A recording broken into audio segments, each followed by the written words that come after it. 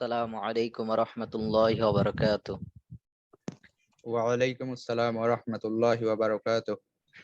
আল্লাহুম্মা সাল্লি আলা মুহাম্মাদি ওয়া আলা আলি মুহাম্মাদ কামা সাল্লাইতা আলা ইব্রাহিম ওয়া আলা আলি ইব্রাহিম ইন্নাকা হামিদুম মাজিদ।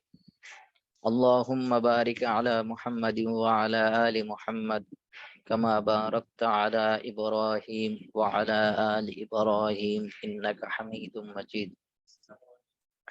ربي زدني علما ربي زدني علما ربي زدني علما ربي يسر ولا تعسر وتمم علينا بالخير ربي يسر ولا تعسر وتمم علينا بالخير الله لا إله إلا هو الحي القيوم لا تأخذه سنة ولا نوم له ما في السماوات وما في الأرض من ذا الذي أشفع عنده إلا بإذنه يعلم ما بين أيديهم وما خلفهم ولا يحيطون بشيء من علمه إلا بما شاء وسع كرسيه السماوات والأرض ولا يؤوده حفظهما وهو العلي العظيم।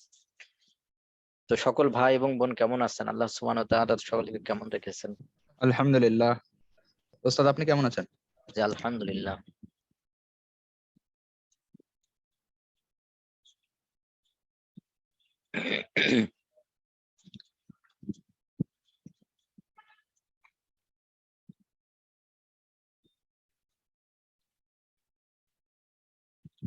তো আজকে আমরা যে স্লাইডটা আমরা আজকে ফিকের কত নম্বর ক্লাস পড়বো বলেন দেখি? ফিক 14। 14 নম্বর ক্লাস আজকে।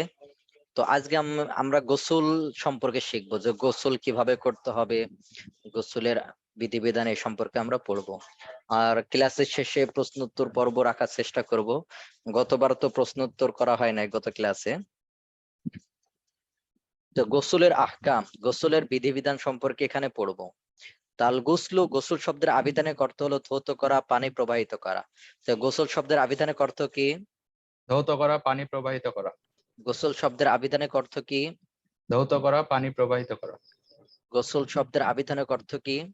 ধৌত করা, পানি প্রবাহিত করা। শরঈ পরিভাষায় গোসল বলা হয় ইফাদাতুল মা'ইত তাহুর আলা জামিইল বাদান আলা ওয়াজহিন মাখসুসিন, পবিত্রতা অর্জনের নিয়তে সমস্ত শরীর ধৌত করা। পবিত্রতা অর্জনের নিয়তে সমস্ত শরীর ধৌত করা। তাহলে শরঈ পরিভাষায় গোসল কাকে বলে? পবিত্রতা অর্জনের নিয়তে সমস্ত শরীর ধৌত করা। সমস্ত শরীর ধৌত করা। তাহলে গোসল শব্দের আবিধানিক অর্থ হলো ধৌত করা, পানি প্রবাহিত করা। গোসল শব্দের আবিধানিক অর্থ কি? ধৌত করা, পানি প্রবাহিত করা। আর শরীর পরিভাষায় গোসল বলা হয় পবিত্রতা অর্জনের নিয়তে সমস্ত শরীর ধৌত করা। তো গোসলের প্রকার, গোসল 3 প্রকার। গোসল কয় প্রকার? 3 প্রকার। ফরজ, সুন্নাত, মুস্তাহাব, 3 ধরনের আর কি, 3 প্রকার। তাহলে গোসল কয় প্রকার? 3 প্রকার। কি কি? ফরজ, সুন্নত, মুস্তাহাব। গোসল কয় প্রকার? 3 প্রকার। কি কি? ফরজ, সুন্নত, মুস্তাহাব। এখন কখন গোসল করা সুন্নাত, কখন হলো ফরজ, কখন কি, এগুলো আমরা পড়বো। তো গোসল ফরজ কখন, এগুলো আমরা আগামী ক্লাসে জানাবতের অধ্যায় পড়বো। আপাতত এখন আমরা সুন্নতের বিষয়টা পড়ি। তো নিম্নোক্ত অবস্থায় গোসল করা সুন্নাত। জুমার জন্য গোসল করা সুন্নাত, জুমার নামাজের জন্য গোসল করা সুন্নত। জুমার নামাজের জন্য গোসল করা সুন্নত। সুন্নত। হাদিস শরীফে এই জায়গায় সুন্নত দ্বারা উদ্দেশ্য কিন্তু সুন্নতে জায়েদা, সুন্নতে মক্কাদা না। জোহরের আগে যে 4 রাকাত সুন্নত যেমন গুরুত্ব রাখে, তো জুমার নামাজের আগে এখন ওই গোসল যদি না করেন এজন্য আপনার নামাজি মানে গুনাহ হবে, এরকম না। এই যে সুন্নতে, এ জায়গায় আল্লাহ রাসূল সাল্লাল্লাহু আলাইহি সাল্লাম খুব গুরুত্ব আরোপ করেছেন জুমার নামাজের গোসলের ব্যাপারে, জাস্ট এমন আর কি। বাকি এটার সুন্নতে মক্কাদা না, এমনি সুন্নতে গায়রে জায়েদা, সুন্নতে জায়েদা আর কি, অতিরিক্ত সুন্নাত যেটা। তো জুমার নামাজের জন্য গোসল করা সুন্নত। হ্যাঁ, হাদিস শরীফে এসেছে রাসূল সাল্লাল্লাহু আলাইহি সাল্লাম বলেছেন, ইযা জাআ আহাদুকুম ইলাল জুমআতি, যখন তোমাদের কেউ জুমার জন্য যায়, ফালিয়াক্তাসিল, সে যেন গোসল করে। ফালিয়াক্তাসিল, সে যেন গোসল করে। তো জুমার নামাজের জন্য গোসল করার হুকুম কি? সুন্নত। 2 ঈদের সালাতের জন্য গোসল করা সুন্নাত, 2 ঈদের নামাজের জন্য গোসল করা সুন্নাত, 2 ঈদের নামাজের জন্য গোসল করা সুন্নত। হ্যাঁ, আরাফাতে অবস্থানের জন্য সকালে গোসল করা সুন্নাত, পূর্বাহ্নে গোসল করা সুন্নাত। যারা হাদিস সাহেব আছেন তারা তো জানেন আরাফার অবস্থানের জন্য সকালে গোসল করা সুন্নাত। সুন্নাত। আন্না রাসূলুল্লাহ সাল্লাল্লাহু আলাইহি সাল্লাম কানা ইয়াগতাসিল ইয়াউমাল জুমআ, আল্লাহ রাসূল জুমার দিনে গোসল করতেন। ওয়া ইয়াউমা আরাফা, আরাফার দিনে, ওয়া ইয়াউমাল ফিত্রি, এবং ঈদুল ফিতরের দিন, ওয়া ইয়াউমান নাহরি, ঈদুল আজহার দিন আল্লাহ রাসূল গোসল করতেন। হজ ও উমরার জন্য গোসল করা সুন্নাহ, হজ এবং উমরার জন্য গোসল করার। সুন্নাত। আর যায়েদ ইবনে সাবিত রাদিয়াল্লাহু তাআলা আনহু থেকে বর্ণিত, তিনি রাসূল সাল্লাল্লাহু আলাইহি সাল্লামকে ইহরামের উদ্দেশ্যে কাপড় পরিত্যাগ করতে ও গোসল করতে দেখেছেন। তাহলে এখানে আমরা চারটা অবস্থা পড়লাম। কয় অবস্থায় গোসল করা সুন্নাত? 4 অবস্থায়। কয় অবস্থায় গোসল করা সুন্নাত? 4 অবস্থায়। 1 নম্বর জুম্মার দিনে গোসল করা সুন্নাত। 2 নাম্বার 2 ঈদ। 3 নাম্বার আরাফার ময়দানে অবস্থানের সময়। 4 নাম্বার হচ্ছে হজ ও উমরার সময়। এবার নিম্নোক্ত অবস্থায় গোসল করা মুস্তাহাব, নিচে এই বিষয়গুলো মুস্তাহাব, উত্তম আর কি। এমন: শাবানের 15 তারিখ রাত্রে, কদরের রাত্রে, সূর্যগ্রহণ ও চন্দ্রগ্রহণের নামাজের জন্য, ইস্তেসকার নামাজের জন্য, ভয় শঙ্কা কালে, ঘোর অন্ধকারের সময়, প্রচন্ড বায়ু প্রবাহিত হওয়ার সময়, নতুন কাপড় পরিধানের সময়, পাপ থেকে তওবাকারীর জন্য, সফর থেকে প্রত্যাবর্তনকারীর জন্য, মদিনা প্রবেশে ইচ্ছুক ব্যক্তির জন্য, মক্কা প্রবেশে ইচ্ছুক ব্যক্তির জন্য, কুরবানির দিন সকালে মুজদালিফায় অবস্থান করার জন্য, তাওয়াফে জিয়ারতের উদ্দেশ্যে, মৃত ব্যক্তিকে গোসল দানকারীর জন্য, শিঙ্গা লাগানোর পর, বিকৃত মস্তিষ্ক ব্যক্তি সুস্থ হওয়ার পর, তদ্রূপ মাতাল ও অচেতন ব্যক্তি সুস্থতা লাভ করার পর গোসল করা মুস্তাহাব।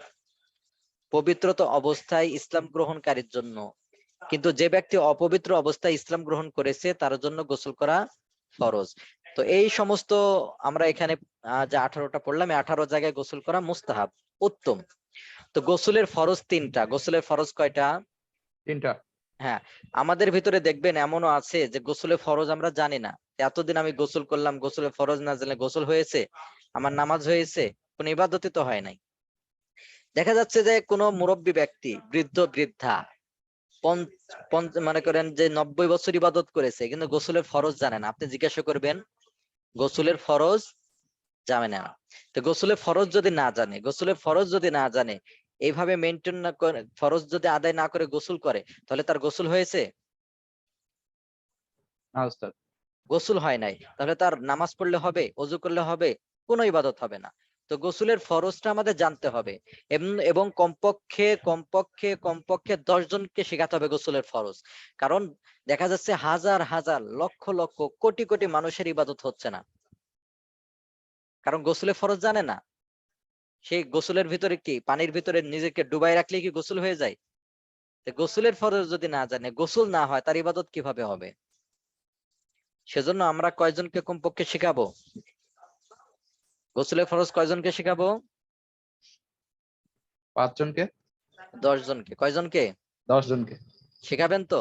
ইনশাআল্লাহ। যে আমি একটুখান বোনদের থেকেও শুনি, বোনরা যারা বান্ধবী আছে, বান্ধবীদের 10 জনকে শেখাবেন। গোসলের ফরজ কয়জনকে শেখাবেন? তাদেরকে আবার বলবেন যে 10 জন 10 জন করে শেখাতে। এইভাবে যেন আপনার এই কথার দ্বারা সিলসিলা চলতে থাকে, ধারাবাহিকতা চলতে থাকে। এভাবে করে যেন আমাদের বাংলাদেশ না, সারা পৃথিবীতে যেন এটা ছড়াই যায়, গোসলের ফরজ গুলি। হ্যাঁ, গোসলের ফরজ শিখাবো। জি জি, বোনরা বান্ধবীদেরকে শেখাবেন, ভাইরা বন্ধুদেরকে শেখাবেন, 10 জন করে। ঠিক আছে? তাহলে গোসলের ফরজ যদি না জানে, গোসলের ফরজ যদি আদায় না করে, তাহলে তার ইবাদতে তো হবে না। ঠিক আছে?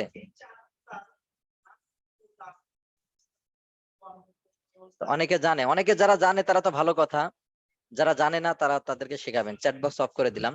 জি, গোসলের ফরজ 3টা। গোসলের ফরজ কয়টা? 3টা। 3টা। একটা হলো গড়গড়া সহ কুলি করা, 1 নম্বর। গড়গড়া সহ কুলি করা। স্বাভাবিক কুলি না, একেবারে গড়গড়া পর্যন্ত, মানে যতদূর রোজাদার যদি না হয়, তাহলে একেবারে যতদূর সম্ভব ততদূর কি করা? গড়গড়া সহ কুলি করা। রোজাদার না হলে। আর রোজাদার হলে স্বাভাবিক কুলি করবে। তো গোসলের ফরজের ভিতরে 1 নম্বর কি? গড়গড়া সহ কুলি করা। 1 নম্বর। গড়গড়া সহ কুলি করা। 2 নম্বর নাকের নরম জায়গা পর্যন্ত পানি পৌঁছানো। 2 নম্বর কি? নাকের নরম জায়গা পর্যন্ত পানি পৌঁছানো। আমাদের ভিতরে অনেক বোনের কি নাকফুল ব্যবহার করে থাকে। তো নাকফুল থাকলে নাকফুলটা ওটা নড়াচড়া করে পানি পৌঁছানো। ঠিক আছে। অনেকে নাকফুল টাইট থাকে, এখন নাকফুলের কারণে যদি কোনো জায়গায় পানি না পৌঁছায় তাহলে আপনার গোসল হবে না। এজন্য নাকফুল যদি কেউ ব্যবহার করে থাকে তাহলে নাকফুলটা কি করা, একটু নাড়াচাড়া করে পানি পৌঁছানো। তাহলে 2 নম্বর কি? নাকের নরম জায়গা পর্যন্ত পানি পৌঁছানো। 2 নম্বর।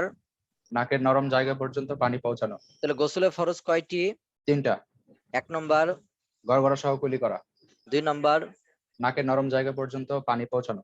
3 নম্বর হলো পুরো শরীরে পানি পৌঁছানো। শরীরে এমন ভাবে পানি পৌঁছানো, পুরো শরীরে কোথাও যেন একটা লোমও বাকি না থাকে, একটা চুলও যেন ভিজতে বাকি না থাকে। বগলের নিচে, নাভির ভিতরে, মনে করেন আরো চিপা চাপায় যত আছে সব জায়গায় এমন ভাবে গোসল করা যাতে করে সব জায়গায় পানি পৌঁছে যায়। আপনি যদি দ্রুত গোসল করে চলে গেলেন, কোনো জায়গায় পানি না পৌঁছলো না, তাহলে আপনার গোসল হবে না। পুরো শরীরে ভালোভাবে পানি পৌঁছাতে হবে। তো গোসলের ফরজ কয়টা? 3টা। 1 নম্বর কি? গড়গড়া সহ কুলি করা। 2 নম্বর নাকের নরম জায়গা পর্যন্ত পানি পৌঁছানো। 3 নম্বর সমস্ত শরীরে পানি ঢালা। জি, কুলি করে এবং নাকে পানি দেওয়া, এটা হাদিস শরীফের ভিতরে আছে। ইবনে আব্বাস রাদিয়াল্লাহু তাআলা আনহু তিনি তার খালা মাইমুনা রাদিয়াল্লাহু তাআলা আনহা সূত্রে বর্ণনা করেন, তিনি বলেন, আমি নবী সাল্লাল্লাহু আলাইহি সাল্লামের জন্য গোসলে পানি রাখলাম, তিনি সহবাস জনিত নাফাকের গোসল করলেন। তিনি বাঁ হাত দিয়ে পানির পাত্র ডান হাতের উপর কাত করলেন, উভয় হাত কবজি পর্যন্ত ধুলেন গোসলের পূর্বে, অথবা পানির পাত্রে হাত ঢুকিয়ে পানি তুলে লজ্জা স্থানে দিলেন। তো এই জায়গায় হলো যে লজ্জা স্থানে দিলেন বলতে লজ্জা স্থান ধুয়ে নিলেন আর কি। অনেক সময় লজ্জা স্থান বলতে এই জায়গায় অনেক সময় লুঙ্গিতে কি থাকে, নাফাকি লেগে থাকে লুঙ্গিতে, শরীরে, তা আগে নাফাকিটা ধুয়ে নেওয়া। আগে কি করা, গোসলের পূর্বে নাফাকিটা ধুয়ে নেওয়া। যদি আপনি নাফাকিটা আগে ধুয়ে না নেন তাহলে দেখা যায় নাফাকিটা আপনার শরীরে আবার ছড়ায় পড়বে। এজন্য গোসলের আগে আপনার শরীরে কোথায় নাফাকি লেগে আছে, ওই শরীর বা কাপড় ওটা আগে কি করে নেওয়া, ধুয়ে নেওয়া। অথবা দেওয়ালে অথবা মাটিতে হাত ঘষলেন, অথবা কুলি করলেন, নাকে পানি, এই যে কুলি করা, নাকে পানি দেওয়া। এবং মুখমণ্ডল উভয় হাত কোনই পর্যন্ত ধুলেন, অথবা 3 বার মাথায় পানি ঢাললেন, অথবা সমস্ত শরীরে পানি ঢাললেন, অথবা গোসলের জায়গা থেকে সরে গিয়ে উভয় পা ধৌত করলেন। এখানে দেখেন আগের যুগে তো গোসলখানাটা কি ছিল, স্বাভাবিকভাবে আমরাই গোসল করছি ছোটকালে, টিউবওয়েলে গোসল করছি, টিউবওয়েলের ওখানে কি থাকে, ময়লা থাকে। এজন্য আপনি গোসলের পূর্বে যখন ওযু করবেন তা পা ধোয়াটা থাকবে, পা ধোয়াটা কি করবেন, সর্বশেষ ধুয়ে নেবেন আর কি ভালোভাবে। আর এখন পাটা ধুয়ে ফেলতে পারেন, সমস্যা নাই, এটা আপনার ইচ্ছা। বাকি আল্লাহ রাসূল সাল্লাল্লাহু আলাইহি ওয়াসাল্লাম যেটা করতেন, যে গোসল ওযু করতেন পুরাটাই, কিন্তু পা ধুত করতেন না। সর্বশেষ যখন গোসল করা হয়ে যেত তখন ওই স্থান থেকে সরে দূরে গিয়ে পবিত্র জায়গায়, পরিষ্কার জায়গায় সরে গিয়ে তখন পা ধুত করতেন। পুরো শরীরে পানি প্রবাহিত করা। আল্লাহ তাআলা বলেন, ওয়া ইন কুনতুম জুনুবান ফাত্তাহারু, তোমরা যদি নাপাক জানাবাত অবস্থায় থাকো। জানাবাত মানে বুঝতে পারছেন, জানাবাত কাকে বলে? জানাবাত মানে যার উপর গোসল করা ফরজ। জানাবাত কাকে বলে? যার উপরে যার উপর গোসল করা, গোসল ফরজ। যার উপর গোসল ফরজ। তবে নিজেদের দেহ গোসলের মাধ্যমে ভালোভাবে পবিত্র করে নাও।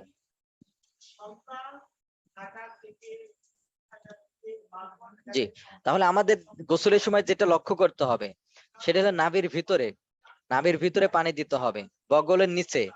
অনেক সময় বগল আমরা করি না, বগল পরিষ্কার করে পানি দিতে হবে, কারণ বগলের নিচে অনেক সময় পানি না পৌঁছতে পারে। তেমন ভাবে লজ্জা স্থানের আশপাশে পানি ভালোভাবে পৌঁছাতে হবে। লোম এবং মাথায় প্রত্যেক চুলের গোড়ায়, লোম এবং মাথার প্রত্যেক চুলের গোড়ায় পুরা শরীরে পানি পৌঁছাতে হবে। কোথাও যদি সামান্য পরিমাণ শুকনা জায়গা থাকে, কোথাও যদি সামান্য পরিমাণে শুকনা জায়গা থাকে তাহলে গোসল হবে না, তাহলে গোসল হবে না। পুরো শরীরে পানি প্রবাহিত করা। পুরো শরীর ব্যাপক একটি শব্দ, এর মধ্যে চুল, লোম সবই অন্তর্ভুক্ত।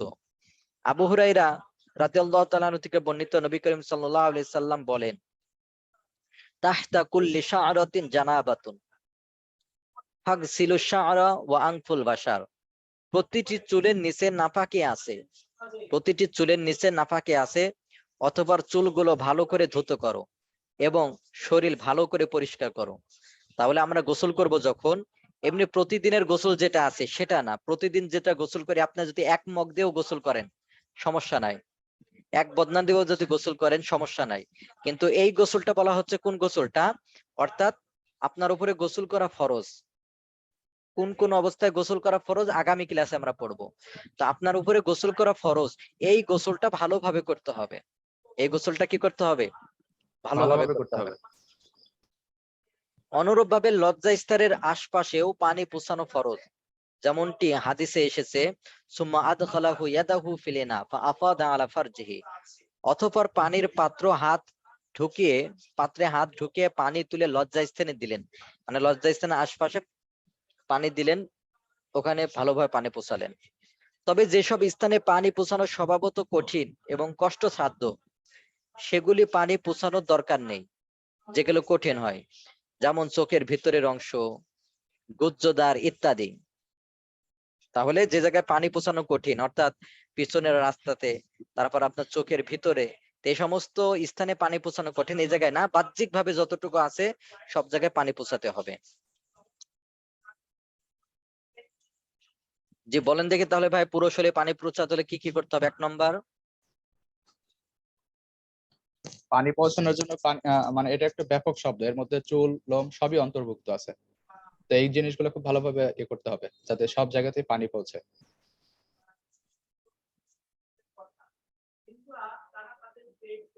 জি তারপরে, তারপর হচ্ছে যেসব জায়গাতে সহজে পানি পৌঁছায় না, যেমন নাভির নিচে, বগলের নিচে, এই জায়গাগুলোতে ভালোভাবে পানি পৌঁছানো। মাথার চুলের গোড়ায়ও পানি পৌঁছানো ফরজ, মাথার চুলের গোড়াতে পানি পৌঁছাতে হবে, বুঝতে পারছেন? এবং পুরুষের জন্য চুলের বেনি খোলা আবশ্যক। আমাদের ভিতরে দেখবেন অনেকে বাবরি চুল রাখে, অনেকে মহিলাদের মতো চুল লম্বা লম্বা রাখে, অনেকে বেনি করে, পুরুষরাও কি করে? বেনি করে। তো এই ক্ষেত্রে ওই পুরুষের যে চুলের বেনে আছে এটা খুলতে হবে, পুরুষের চুলের বেনি কি করতে হবে? খুলতে খুলতে হবে। হবে। তবে যদি কোনো নারী তার বেনি না খুলে মাথায় পানি ঢেলে দেয়, কোনো মহিলা, অনেক সময় মহিলার অনেক কষ্ট করে বেনি বাঁধে, এখন তো বেনি বাঁধাটা খুবই কম, আগে ছোটকালে দেখতাম যে মা বোন কি করতো, বেনি বাঁধতো না, অনেক কষ্ট করে এসে আধা ঘন্টা 1 ঘন্টা করে বেনি বাঁধতে দিত। কিন্তু এখন তো এভাবে বেনি সচরাচর যদি করে, তো বেনি কি করতে হবে? বেনি খুলতে হবে না, পুরুষের জন্য বেনি খোলা আবশ্যক, পুরুষের জন্য। বেনি কোনো আবশ্যক। আর মহিলাদের জন্য যদি বেনি থাকে, তাহলে বেনি না খুলেও চুলের গোড়াতে পানি পৌঁছায় দিতে হবে। এক কথা, চুলের গোড়াতে যেন কোনো জায়গায় আপনার পানি পৌঁছতে না থাকে, ঠিক আছে?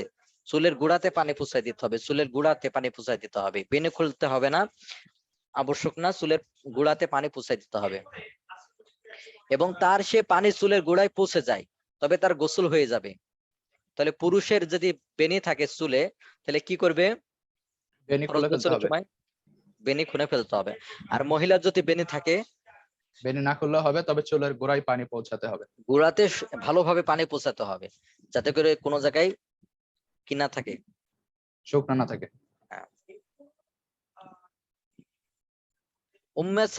উম্মু সালামা রাদিয়াল্লাহু তাআলা আনহা থেকে বর্ণিত, তিনি বলেন, আমি বললাম, হে আল্লাহর রাসূল, আমি আমার মাথার চুলে শক্ত বেনি বাঁধি, আমি কি নাপাকি গোসল করার সময় তা খুলে ফেলবো? তখন আল্লাহ রাসূল বলেছেন, লা, ইন্নামা ইয়াকফিকি আন তাহসিনা আলা রাসিকি সালাসা হাসায়াত মিন মা সুম্মা তুফিদিনা আলা সাইরি জাসাদিকিল মা ফাতাতুহুরিন। তিনি বললেন, না, তুমি তোমার মাথায় 3 বার পানি ঢালো, তারপর তোমার সমস্ত শরীরে পানি প্রবাহিত করো এবং এভাবে পবিত্র হও। অথবা রাবির সন্দেহ, তিনি বললেন, এভাবে তুমি নিজেকে পবিত্র করলে। তাহলে এখানে মহিলাদের বেনির ক্ষেত্রে আমরা পেলাম যে বেনি না খুললেও হবে, তবে চুলের গোড়াতে ভালোভাবে পানি পুষাই দিতে হবে, কোথাও যেন পানি পুষতে মানে পোষা থেকে বিরত না থাকে, কোনো যেন এমন যেন না হয় যে শুকনা আছে, তাহলে কিন্তু গোসল হবে না। তাহলে আবার বলেন দেখি বেনির কথা, চুলের বেনি। মাথার চুলের গোড়ায় পানি পৌঁছানো ফরজ, তবে ছেলেদের ক্ষেত্রে যদি বেনি থাকে সেটা অবশ্যই খুলে ফেলতে হবে। আর মেয়েদের ক্ষেত্রে যদি থাকে সেটা আবশ্যক না খোলা, তবে চুলের গোড়ায় ভালোভাবে পানি পৌঁছাতে হবে যেন শুকনো না থাকে। এখন আপনাদেরকে এখন শেখাবো গোসল কিভাবে করবেন, আগে ভালো করে শুনেন, সকল ভাই এবং বোন খুব ভালো করে শুনবেন। তো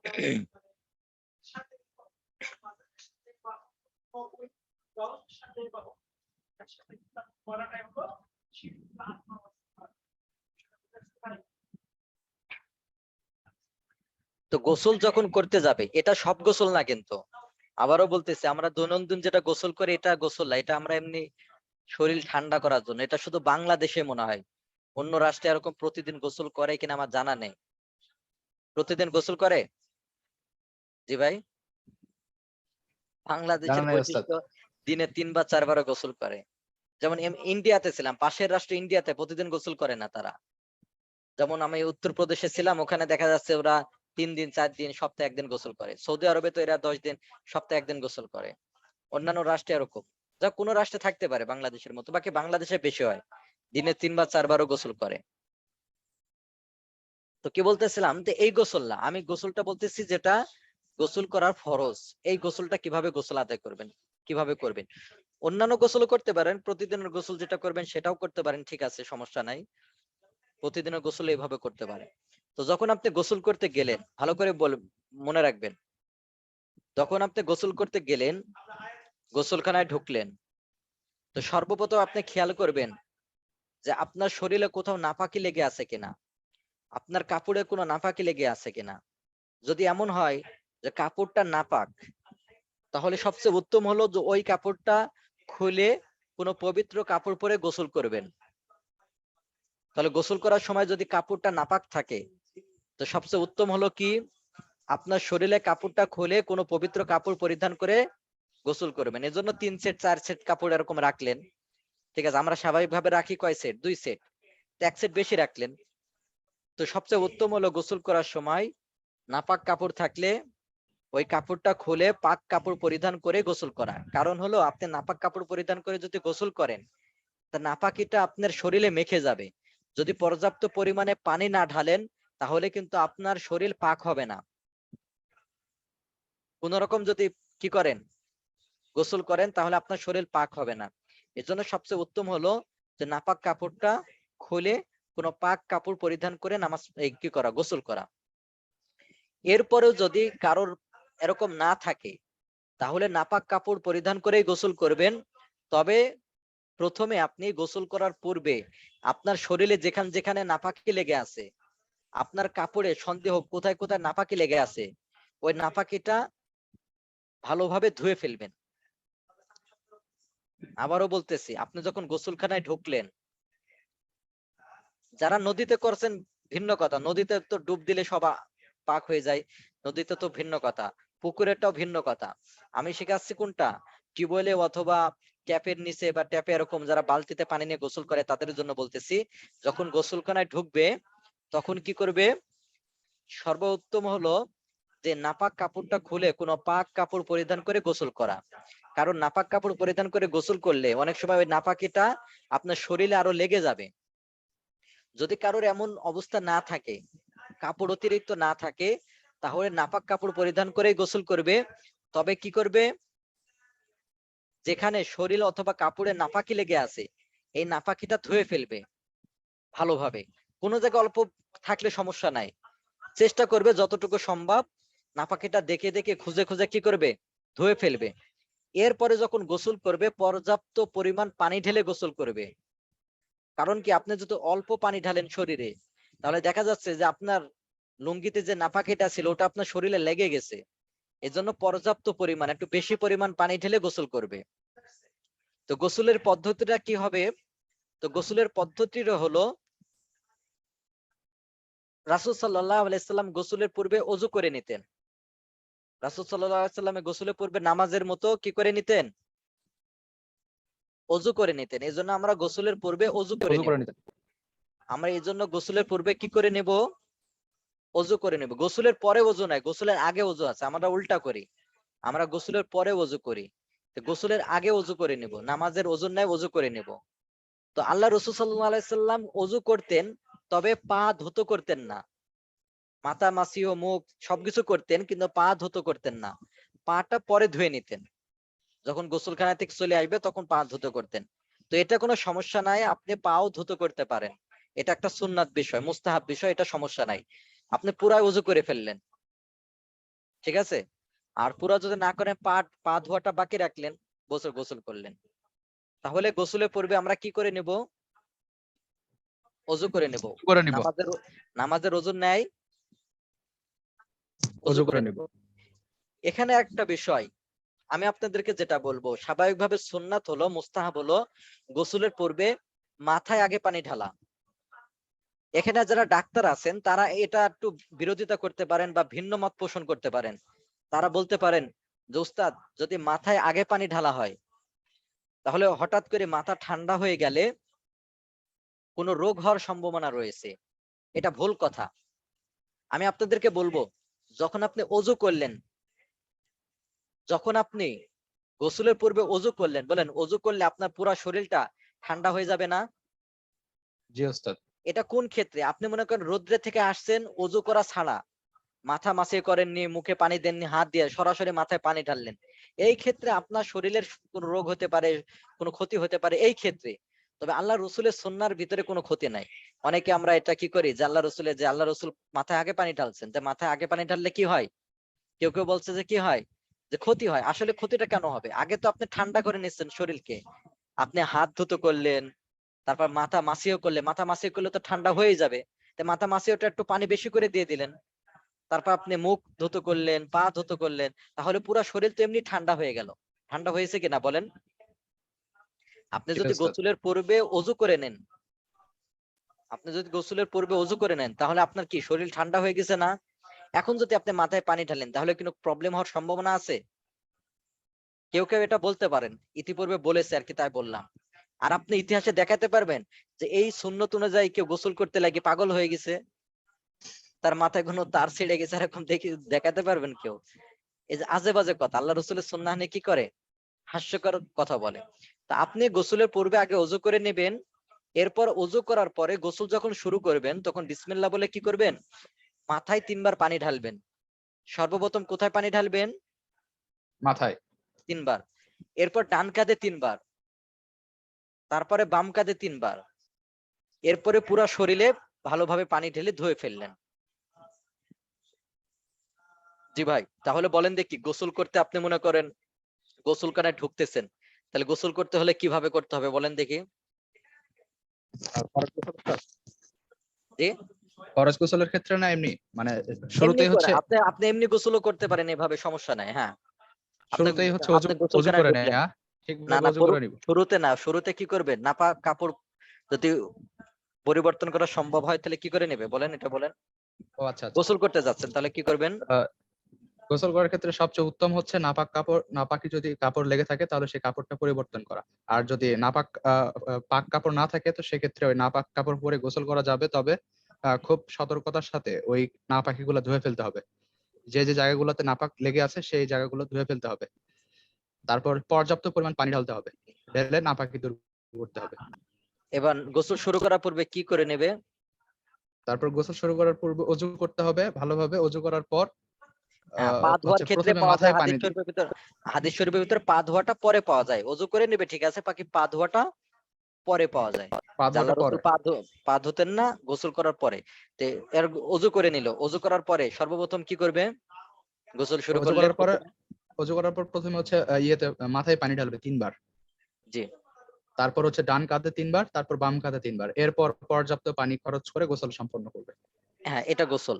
এবার কেউ কেউ প্রশ্ন করতে পারেন যে উস্তাদ, শ্যাম্পু মাখার কথা বললেন না, সাবান পাখার কথা বললেন না, এগুলো বললেন, তাহলে এগুলো মাখবো না? তো এটা আমি একটা গোসলের একটা ধারাবাহিক বললাম। এইভাবে গোসল করা এইভাবে গোসল করা মুস্তাহাব, সুন্নাত। এভাবে গোসল করা কি সুন্নাত। তা আপনি যদি এভাবে গোসল নাও করেন, গোসল হয়ে যাবে। গোসলের ফরজ গুলো আদায় করে মানে যেভাবে সেভাবে পানি ঢাললেন, সাবান মাখলেন, ধুয়ে ফেললেন, গোসল হয়ে যাবে। বুঝতে পারছেন? আমি আপনাকে পদ্ধতিটা শেখাই দিলাম।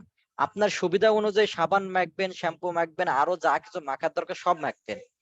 ঠিক আছে, কোনো সমস্যা নাই। বাকি আমি আপনাদেরকে কি বললাম, যে গোসল করবেন কিভাবে এই সুন্নাতটার কথা বললাম।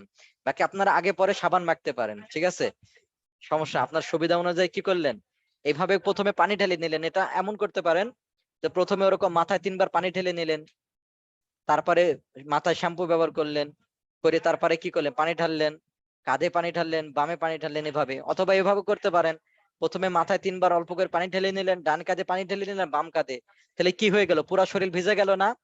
সুন্নাত আদায় হয়ে গেছে। এবার আপনি শ্যাম্পু সাবান ব্যবহার করে আবার তখন এলোমেলো ভাবে তখন পুরা শরীর ভালোভাবে ধুয়ে ফেললেন। বুঝতে পারছেন? একথা যেন বলেন না উস্তাদ তাহলে সাবানকে আমরা মাখবো না, বা সাবান কখন মাখবো। এটা আপনার সুবিধা অনুযায়ী সাবান শ্যাম্পু যা কিছু মাখেন এটা আপনার সুবিধা অনুযায়ী আপনি মাখবেন। এটা আমি একটা গোসলের কথা বললাম আর কি। আমার এক উস্তাদ, নাম বলছে না, নাম বললে হয়তো চিনবেন, আমার এক উস্তাদ, তিনি আজ থেকে প্রায় কত বছর হবে, 20 বছরের বেশি হবে সাবান ব্যবহার করে নাই। কয় বছরে হবে সাবান শ্যাম্পু ব্যবহার করে না? কয় বছর হবে? 20 বছর। অথচ তার শরীর থেকে আপনি গন্ধ পাবেন না। আমরা এটা একটা কি কি হয়ে গেছে, আমরা এটা অভ্যস্ত হয়ে গেছে, এখন এটা ব্যবহার না করলে গন্ধ হয় শরীর, ঠিক আছে না? যে আগের যুগে কি সাবান ছিল? না আমার স্যার। মা বোনকে দেখেছে কি করতো, ওই যে আপনার কাদা আছে না, আটেলে কাদা আছে না, কাদা দিয়ে মাথা পরিষ্কার করতো। তা আপনার শ্যাম্পু থেকে ভালো হয়, ঠিক আছে? জি। কাদা দিয়ে মাথা পরিষ্কার করছে, দেখছেন কোনোদিন? এখন শুনে উস্তাদ আবার কি বলেন যে কাদা দিয়ে মাটি দিয়ে কোনোদিন মাথা পরিষ্কার হয় না? মাটি দিয়েও দেখছি, আমি নিজে দেখছি, আমি নিজে করছি ছোটকালে, ঠিক আছে? মাটি দিয়ে কি হয়? মাথা পরিষ্কার হয়। তো কি বলতেছিলাম, তো উনি হলো 20 বছর ধরে কি মাখে না, সাবান শ্যাম্পু ব্যবহার করে না, অথচ তার শরীর শুকবেন, কোন জায়গায় গন্ধ পাবেন না। আর আমরা যদি একদিন সাবান না মাখি, শ্যাম্পু না মাখি, পরের দিনে কি শরীর গন্ধ হয়ে, কারণ আমাদের অভ্যাস হয়ে গেছে, আমাদের অভ্যাস হয়ে অভ্যাস গেছে। হয়ে যাক, গেছে। এটা কিন্তু আলাদা একটা কথা ভাই, কেউ আর মনে করেন না যে ওস্তাদ তাহলে আমরা সাবান মাখা যদি ছেড়ে দেবো, এরকম না। মূলত এমনি একটা কথা বললাম আর কি। আগের যুগে তো সাবান শ্যাম্পু ছিল না, কি তাদের শরীর কি পরিষ্কার হতো না? এটা আর জি কি উস্তাদ। সুবিধা হয়, সাবান শ্যাম্পু দিয়ে সুবিধা হয়। তো এখনো যদি কেউ এরকম পাবেন, অনেক মুরব্বী আছে যারা জীবনে কোনোদিন সাবান শ্যাম্পু ব্যবহার করে না, অথচ তার মাথা ওরকম কি পাবেন না। আপনি দেখেন 1 সপ্তাহ শ্যাম্পু ব্যবহার করবেন না, দেখবেন আপনার চুল সেই হয়ে যাবে, আটা আটা হয়ে যাবে। অথচ সে কত বছর ধরে শ্যাম্পু ব্যবহার করে না, অথচ তার চুলে কিছু হয় না। একান্ত যদি চুলে কিছু দিতে হয়, ওই মাটি দেয়, মাটি ঘষে চুলে। তো ভাই গোসলের পদ্ধতিটা বুঝেছেন? জি উস্তাদ, আলহামদুলিল্লাহ। হ্যাঁ, সাবান শ্যাম্পু মাখবেন কোথায় এটা কি জানার প্রয়োজন আছে না? আপনার সুবিধা অনুযায়ী, আমাদের সুবিধা অনুযায়ী উস্তাদ। হ্যাঁ, আপনাদের সুবিধা অনুযায়ী করবেন আর কি।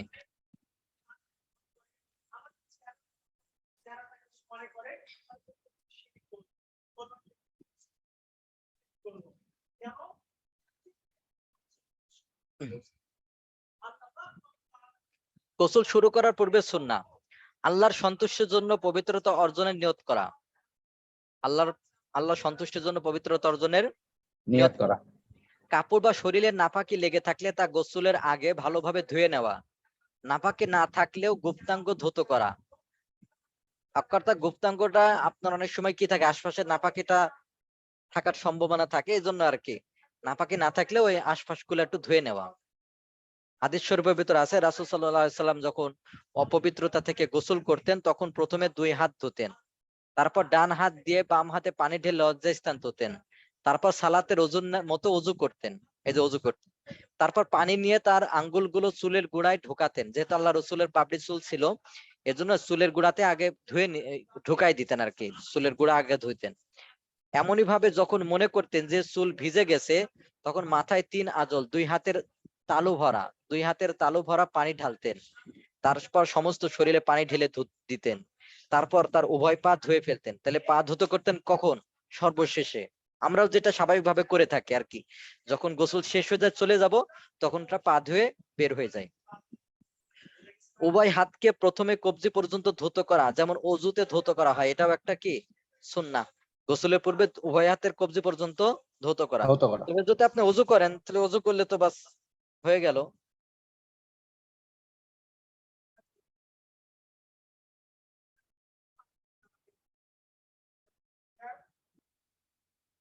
জি।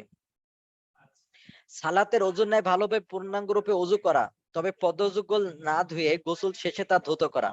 মাইমুনা রাদিয়াল্লাহু তাআলা আনহা থেকে বর্ণিত, তিনি বলেন গসালান নবী সাল্লাল্লাহু আলাইহি সাল্লাম ইয়াদাইহি মাররাতাইন আও সালাসান সুম্মা মাযমাযা ওয়াস্তানশাকা ওয়া গসালা ওয়াজহাহু ওয়া ইয়াদাইহি ওয়া গসালা রা'সাহু সালাসান সুম্মা আফরাগা আলা জাসাদিহি সুম্মা তানাহা মিন মাকামিহি ফাগসালা কদামাইহি। নবী করিম সাল্লাল্লাহু আলাইহি সাল্লাম গোসল করার সময় উভয় হাত 2 বা 3 বার ধুয়েছেন। অথবা কুলি করেছেন, নাকে পানি দিয়েছেন, মুখমণ্ডল ও হস্তদ্বয় ধৌত করেছেন, মাথা 3 বার ধুয়েছেন, পুরো শরীরে পানি প্রবাহিত করেছেন, অথবা পূর্বস্থান ছেড়ে অন্যত্র সরে গিয়ে পদযুগল ধুয়েছেন।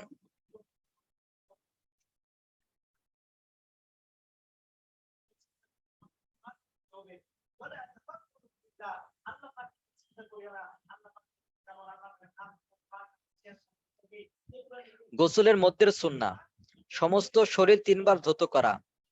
সর্বপ্রথম মাথায় পানি ঢালবে, তারপর ডান কাঁধে, তারপরে বাম কাঁধে পানি ঢালবে, তারপর বাকি সমস্ত শরীরে পানি প্রবাহিত করা। পুরো শরীর ঘষে মেজে পরিষ্কার করা, ভালোভাবে ডলে পরিষ্কার করা। অনেকে শরীর ডলে না, যার কারণে দেখা যাচ্ছে অনেক জায়গায় পানি পুষতে নাও পারে। তো শরীর ভালোভাবে ঘষে মেজে পরিষ্কার করা। আয়েশা রাদিয়াল্লাহু তাআলা আনহা থেকে বর্ণিত, তিনি বলেন, আসমা রাদিয়াল্লাহু তাআলা আনহা রাসূলুল্লাহ সাল্লাল্লাহু আলাইহি সাল্লামকে ঋতুস্রাব পরবর্তী গোসল সম্পর্কে জিজ্ঞাসা করলে তিনি বলেন, তাআখুযু ইহদাকুন্না মাআহা ওয়া সিদরাতাহা ফাতাতাহারু ফাতুহসিনুত তুহুরা সুম্মা তাসুব্বু আলা রাসিহা ফাতাদলুকুহু দালকান শাদীদা। বরই পাতা মিশ্রিত পানি দিয়ে খুব ভালোভাবে পবিত্রতা অর্জন করবে। তো বরই পাতা দিয়ে আগে গোসল করতো। বরই পাতা হলো বর্তমান স্যাভলন যেমন কাজ দেয়, শরীর পরিষ্কার হয়ে যায়, তো তেমন বরই পাতা গরম করে যদি এরকম করে, তাহলে এটাও কি দেয়, স্যাভলনের মতো এরকম কাজ দেয়। যার কারণে এখনো দেখবেন মৃত ব্যক্তিকে কি পাতা দিয়ে গোসল করায়, আমাদের বড়ই পাতা। গ্রামে দেখবেন বরই পাতা মিশ্রিত পানি দিয়ে গোসল করায়। অথবা মাথায় পানি ঢেলে খুব ভালোভাবে মলবে। ফরজ কাজগুলোর মাঝে ক্রম বা ধারাবাহিকতা বজায় রাখা। তাহলে গোসলের যে ফরজ গুলো আছে, প্রথমে কুলি করা ভালোভাবে, তারপর নাকে নরম জায়গায় পানি পৌঁছানো, তারপর সমস্ত শরীর ধৌত করা, এই ধারাবাহিকতা বজায় রাখা। বজায় রাখা। গোসলের সময় লক্ষণীয়: গোসলের সময় কথাবার্তা না বলা উচিত। বিশেষ প্রয়োজনে হলে অন্য কথা। তাহলে বিশেষ প্রয়োজন, অনেক সময় শ্যাম্পু নিয়ে আসতে ভুলে গেছেন, সাবান নিয়ে আসতে ভুলে গেছেন, আপনি কাউকে বললেন ভাই সাবানটা দেন, এরকম বললেন, সমস্যা নাই। তো গোসলের সময় স্বাভাবিকভাবে কথাবার্তা না বলা উচিত। লোক সমাগম স্থানে গোসল না করা। তো আমাদের দেখবেন অনেক সময় আমরা বোন আছি, ভাই আছে, তারা কক্সবাজারে গিয়ে কি করে থাকেন, গোসল করে থাকেন, সবার সামনে গোসল করতেছেন। তো বলেন, গোসল করলে স্বাভাবিকভাবে আমাদের অঙ্গগুলো ঠিক থাকে না, ঠিক আছে, শরীরের যে আছে এগুলো ঠিক থাকে না। যে বোনরা যদি ওই জায়গায় গোসল করে, তাহলে দেখা যায় পরপুরুষের সামনে হয়ে যাচ্ছে। তো লোক সমাগম স্থানে গোসল না করা, কোন জায়গায় কি করা, ঘেরাও করে অথবা গোসলখানাতে গোসল করা, লোক সমাগমে গোসল না করা। মাইমুনা রাদিয়াল্লাহু তাআলা আনহা থেকে বর্ণিত, তিনি বলেন, সাতারতুন নবী সাল্লাল্লাহু আলাইহি সাল্লাম ওয়া হুয়া ইয়াগতাসিলু মিনাল জানাবা। আমি রাসূল সাল্লাল্লাহু আলাইহি সাল্লামকে পর্দা দিয়ে ঢেকে রেখেছি। এটা মহিলাদের জন্য না, পুরুষদের জন্য বলতেছি। স্বাভাবিকভাবে কি না করা, আপনার লোক সমাগম স্থানে গোসল না না করা। করা। কারণ যদিও পুরুষের শরীরটা ওরকম মহিলার শরীরের মতো সতন না, তারপরেও তো একটা কি আছে, ইতস্তবোধ আছে না, আপনার শরীর দেখবে অন্যজন, পুরুষ হন যাই হন, অন্য মহিলা দেখবে, অন্য পুরুষ দেখবে, এটাও তো কেমন লাগে। এজন্য লোক সমাগম স্থানে গোসল না করা। তো এমত অবস্থায় তিনি জানাবাতিল গোসল করেছেন। উলঙ্গ অবস্থায় কিবলামুখী হয়ে গোসল না করা। অনেক সময় আমরা গোসলখানাতে উলঙ্গ হয়ে গোসল করি, এটা হলো মাকরু। উলঙ্গ হয়ে গোসল করা মাকরু। এই জন্য উলঙ্গ হয়ে, একেবারে উলঙ্গ হয়ে গোসল না করা। পানির অপচয় না করা, অর্থাৎ আপনার যতটুকু পানি প্রয়োজন অতটুকু ব্যবহার করা। এখন আপনি গোসল করতেছেন 10-15 বালতি। সেদিন একজন আইফতোতে প্রশ্ন করেছেন, তিনি তার গোসল করতে লাগে প্রায় 1.5 থেকে 2 ঘন্টা। বলেন, গোসল করতে লাগে কয় ঘন্টা? 1.5 থেকে 2 ঘন্টা। মানে অসুয়াশার রোগ। বলে গোসল করে এখন ওই যে পানি ছিটা আবার শরীরে লাগলো, আবার শরীর নাপাক হয়ে গেল, আবার পানি ঢালে। এবার দেওয়ালে লেগেছে, দেওয়াল ধয়, ওই দেওয়াল থেকে এই দেওয়াল লেগেছে, এই দেওয়াল ধয়, এই দেওয়াল থেকে আবার ওই দেওয়াল, এইভাবে করে কতটুকু সময় লাগে? 1.5 থেকে 2 ঘন্টা। উনি লিখতেছেন যে 1.5 থেকে 2 ঘন্টা ওনার এইভাবে করে গোসল সারতে লাগে। এমন না করা। যথাসম্ভব শরীর ঢেকে গোসল করা, যথাসম্ভব শরীর ঢেকে গোসল গোসল করা। করা। যারা বোনরা আছেন তো শরীর ঢেকে গোসল করবেন, আর যারা ভাই আছেন তারাও যথাসম্ভব কি করা, গোসল শরীর ঢেকে গোসল করা। গোসল করা। জি ভাই, মোটামুটি বুঝে আসছে ভাই। জি আলহামদুলিল্লাহ। আগামী ক্লাস থেকে আমরা গোসল ফরজ হয় কি কি কারণে, এগুলো আমরা পড়বো। তো আজকের ক্লাসের উপর যদি কারো প্রশ্ন থাকে প্রশ্ন করেন, আর প্রশ্ন না থাকলে আমরা কি করি, কাহুটা জয়েন করি।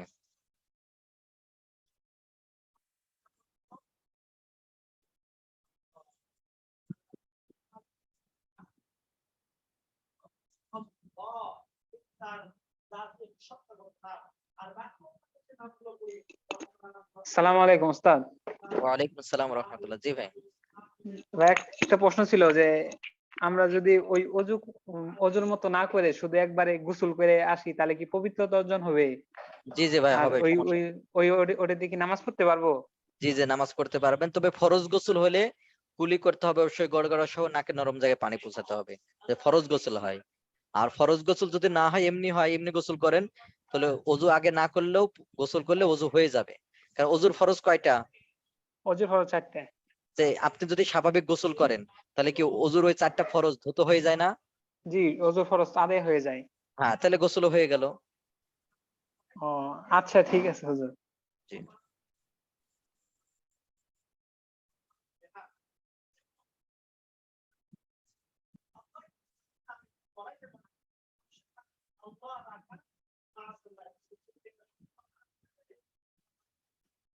মাথা মাসে করার সময় যে একবার সামনে থেকে পিছনে আবার পিছনে থেকে সামনে মাসে করছে, মেয়েরাও কি এরকম করবে?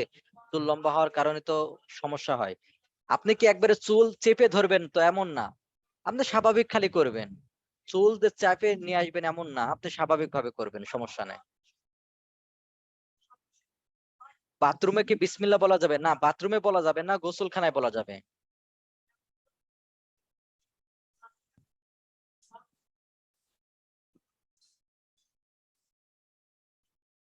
7 নম্বর মডিউলে পড়লাম যেসব জন্তুর গোশত খাওয়া হারাম তাদের প্রস্রাব পায়খানা নাজার সাথে গলিজা। আবার 9 নম্বর মডিউলে ছকে পড়লাম যেসব প্রাণীর গোশত খাওয়া হারাম তাদের পেশাব নাকি নাজার সাথে খফিফা। কোথায় পড়েছেন? এটা ভুল পড়েছেন তো। জি, আমি কি বলেছি যে বাঘের পেশাব নাজার সাথে খফিফা? এটা বলেছি ভাই? বাঘ, সিংহ? না উস্তাদ। এই যে একজন বলতেছে এটা ভুল বুঝেছে, ওই ছকের ভিতর কি আছে? ছকের ভিতর আমি তো আলাদাভাবে বর্ণনা করছি তো পাখির কথা। পাখির কথা বলেছি, প্রাণীর কথা তো বলি নাই, চতুষ্পদ জন্তুর কথা তো বলি না, পাখির কথা বলেছি যাদের গোশত খাওয়া হারাম, তাদের হলো 20টার কথা বলছি। এমনি ওখানে কি ছকের ভিতরে পড়ছি নাকি আমরা যে আহ যে সমস্ত প্রাণীর গোশত খাওয়া হারাম তার কি বলেন, তার পেশাব নাজার সাথে খফিফা, এটা কি বলেছি? জি ভাই। না উস্তাদ। জি। অজুর মাকরু গুলো কি সবগুলো মাকরুয়ে তানজিহি? জি, মাকরুয়ে তানজিহি।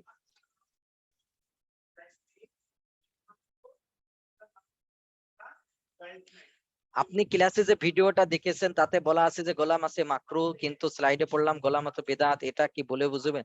সমস্যা নাই, এটা মাকরু বেদাত এটা যে কোনো একটা বলতে পারেন, মানে কারণ এখানে মাকরু বলা হয়েছে যে মাকরুরে তাহরিম, মানে এটা বেদাত বলা হয় এই জন্য যেটা নতুন একটা জিনিস, মানে সাহাবে কেরাম আল্লাহ রসুল গোলাম আছে করেন এই হিসাবে বেদাত বলা হয়।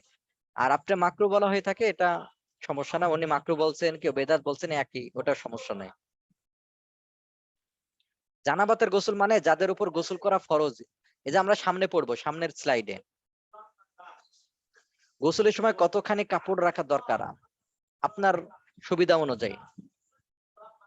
মাথায় 3 বার, ডানে বামে 3 বার। উস্তাদ একটু বলবেন? জি, প্রথমে মাথার উপরে পানি ঢালবেন 3 মগ, তারপর ডান কাঁধে পানি ঢালবেন 3 মগ, তারপরে বাম কাঁধে, এভাবে।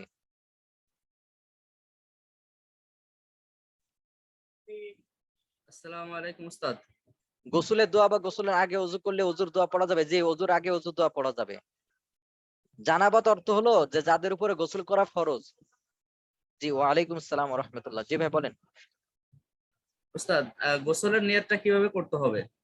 ওই যে ওখানে বলে দেওয়া হলো যে পবিত্রতা অর্জনের নিয়ত করতেছেন আল্লাহ সন্তুষ্টির জন্য, বাস এতটুকু হলে হবে। মনে মনে এটুকু করলে এনাফ। জি জি, মনে মনে পড়লে এনাম। গোসলের পূর্বে ওযু না করলে ভালো মতো গোসল করে নিলে এমত অবস্থায় সালাত পড়া যাবে? জি, সালাত পড়া যাবে এবং ওযু করা লাগবে না। 1894। উস্তাদ, শুনেছি শুক্রবার নাকি গোসল করা ওয়াজিব, এটা কি ঠিক? না না, শুক্রবারে গোসল করা সুন্নাত। চুল বাবরি কখন রাখা যাবে উস্তাদ? চুল বাবরি রাখা যাবে, আপনি উস্তাদের সাথে যোগাযোগ করবেন পরবর্তীতে। উস্তাদ, আমার প্রাণ প্রিয় মা খুব অসুস্থ, সবাই যার যার জায়গা থেকে একটু দোয়া করেন, দোয়া করে দিবেন আল্লাহ তাআলা যেন সুস্থ করে দেন। গোসলের সময় আগে কিভাবে ওযু করব? যদি শরীর নাপাক লেগে থাকে বুঝিয়ে বলে একটু। নাপাক লেগেছে, নাপাক লেগেছে, আপনি নাপাকটা আগে ধুয়ে নেবেন, তারপরে ওযু করবেন। আপনার শরীরে যেখানে নাপাকি লেগেছে আগে তো নাপাকিটা ধুয়ে নেবেন, তারপরে গোসল করবেন।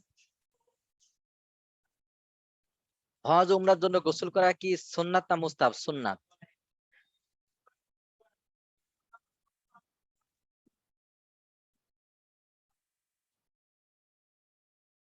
এক বোন বলতেছেন, উস্তাদ আমি 7 তারিখ থেকে ক্লাস করতে পারবো না 25 তারিখ পর্যন্ত, কারণ উমরায় যাচ্ছি। জি, 2094। তা আপনি উমরায় গেলে আমাদের জন্য দোয়া করবেন, বুঝতে পারছেন? সমস্যা নাই, আপনি উমরাতে যান, ক্লাস না করতে সমস্যা নাই। বাকি আমাদের জন্য কিন্তু সকল ভাই বোনদের জন্য, আয়মের যত ভাই বোন উস্তাদ আছে সকলের জন্য দোয়া করবেন বিশেষভাবে। আর বিশেষভাবে আপনার ব্যাচের ভাই বোনদের জন্য দোয়া করবেন উমরাতে, বুঝতে পারছেন? আর আল্লাহ রসুলের রওজার কাছে গিয়ে আমার সালাম পৌঁছাবেন। শুনতে পেয়েছেন আপনি? 2094 আল্লাহ রসুলের রওজার কাছে গিয়ে সালাম পৌঁছাবেন। এবং বিশেষভাবে এই অধমের জন্য, আমাদের সকলের জন্য দোয়া করবেন, আমার জন্য একটু বিশেষভাবে খাস করে দোয়া করবেন। আল্লাহ তাআলা যেন কবুল করেন। এখনো তো যেতে পারলাম না, আল্লাহ জানেন যে যেতে জীবনে পারবো কিনা। এই জন্য আল্লাহ তাআলা যেন কবুল করেন, খুব দ্রুত যেন আল্লাহর ঘরে তাওয়াফ করা তৌফিক আল্লাহ তাআলা দান করেন। ঘাড় মাসিহ করা মুস্তাহাব।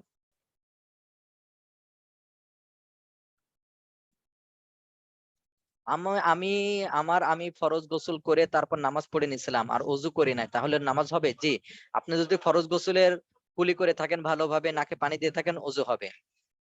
ওস্তাদ সাধারণ গোসলের আগে ওযু না করলেও গোসল করার পর নামাজ পড়া যাবে? জি, পড়া যাবে। যদি গোসল করার আগে ওযু করে নেয় তাহলে কি গোসলের ফরজ আদায় হয়ে যাবে না? হ্যাঁ, আপনি যদি ওযু করে নেন তাও হয়ে যাবে। জি, ওযু করার পরও কি গোসলের ফরজ আদায় করতে হবে? আপনি আলাদাভাবে আদায় করতে পারেন, সমস্যা নাই। আর তবে ওযু করলেও কি হয়ে যাবে? ফরজ আদায় হয়ে যাবে।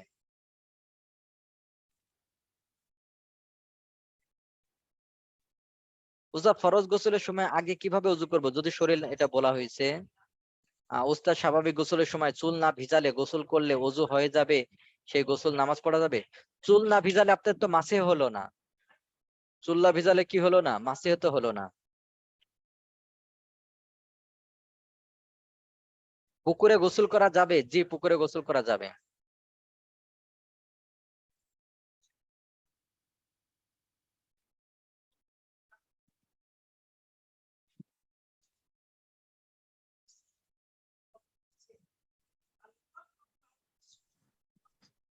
উস্তাদ, ফরজ গোসলের সময় কখন সাবান শ্যাম্পু ইউজ করা যাবে এটা আবার বলবেন প্লিজ, আপনার সুবিধা অনুযায়ী। আপনি যখন সাবান শ্যাম্পু, এই যে বললাম সাবান শ্যাম্পু ব্যবহার করলে সুবিধা হয়, তবে করবেন কি, যে যে বললাম প্রথমে 3 বার মাথায় পানি ঢালবেন, কাঁধে বাম কাঁধে পানি ঢালার পর এরপর সাবান শ্যাম্পু ব্যবহার করলেন, করে তারপরে ভালোভাবে ধুয়ে ফেললেন, এটা করতে পারেন। উলঙ্গ হয়ে গোসল করলে যেহেতু মাকরু, সেহেতু কি ওযু হবে নাকি হবে না? ওযু হয়ে যাবে, তবে মাকরু হবে। উস্তাদ বইয়ের ছকে নাজেহাতে খফিয়া বলতে যাদের গোশত খাওয়া যায় তাদের পেশাব পায়খানাকে বোঝায়। আমি বইয়ের কথা তো পড়াই না আপনাদেরকে, ওই ছকের সময় আমি কি বলেছি যে আপনার বইয়ের ছকটা গ্রহণ করবেন না, আমার ছকটা গ্রহণ করবেন, এটা বলেছিলাম, আপনার মনে হয় মনে নাই। বইয়ের ছকে একটু মিস্টেক আছে। উস- জি ভাই বলেন। ওস্তাদ, কাপড়ে নাপাকি লাগলে তো গোসলের সময় ওটা পরিবর্তন করে পাক কাপড় পরে গোসল করতে বলা হচ্ছে। তো ওই এটা যে পাক, উত্তম। হ্যাঁ উত্তম, তো ওই যে পাক কাপড় পরে যে গোসল করা হবে, তো ওই পাক কাপড় আবার পরিবর্তন করে ইয়ে কি, মানে ওইটা ধৌত করার বিধানটা কি? ওইটা কি 3 বার তখন ধৌত একটু করতে ভালো, হবে? হ্যাঁ, যদি আপনার শরীরে নাপাকি লেগে থাকে, জি। দেখা যাচ্ছে যে ওই নাপাকে আবার কাপড় লেগেছে, তাহলে আবার 3 বার ধুতে করবেন, ভালোভাবে ধুতে করবেন। হাই কমোড, হাই কমোডে আর গোসলখানা একসাথে হলে কি সেখানে বিসমিল্লাহ বলা যাবে? যদি এমন হয় যে আলাদা করা নাই, কমোড আর আপনার গোসলখানা আলাদা করা নাই, তাহলে বিসমিল্লাহ বলা যাবে না, বাইরে পড়তে হবে, বাইরে পড়ে ভিতরে ঢুকবেন। আর যদি এমন হয় যে হাই কমোড ওটা আলাদা, মাঝখানে কোনো পার্টিশন আছে অথবা কোনো পর্দা আছে অথবা উঁচু নিচু করে পার্থক্য করা আছে, তাহলে পড়া যাবে।